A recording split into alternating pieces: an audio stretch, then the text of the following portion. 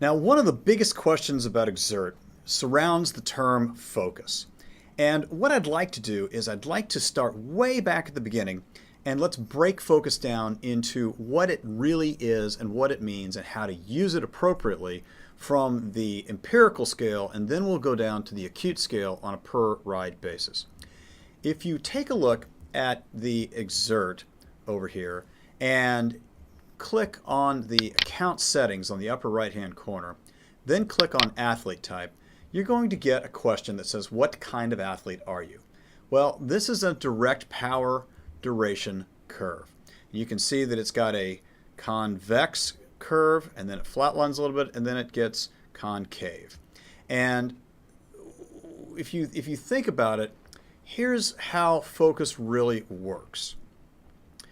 If you are going on 2-hour rides and there are a lot of 1-minute hills that require some good surges, you probably want to think about riding somewhere in maybe training somewhere in the pursuiter range or the puncheur range, or maybe even in the road sprinter range, because there are lots of short, punchy hills and accelerations that are highly anaerobic, require a lot of energy output, but also require a lot of recovery. Okay.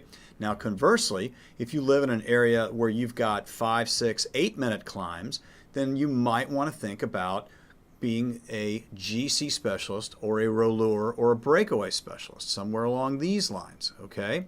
And what that's telling me is that, hey, you know what? I've got to do some sustained work under load, and I've got to be able to do it repeatedly. I'm not going to do it 50 times, but I maybe have to do it 5, 6, or 7 times, something along those lines. Now, I personally like to see all of my athletes somewhere on the slope. Why? Because if you do the work, the tail will rise on its own. And when it rises, everything beneath it gets more aerobic, and your capacity to do anaerobic work improves as well. And you never know when that might come in handy. Now, you see this beacon right here. This beacon is telling me that I personally have chosen the breakaway specialist focus. And so all of my workouts from here forward probably ought to be migrating towards optimizing my 5-minute mean max power. Now, what we're going to do next is we're going to take a look at workouts that will do just that. And ironically enough, they're not going to include 5-minute intervals.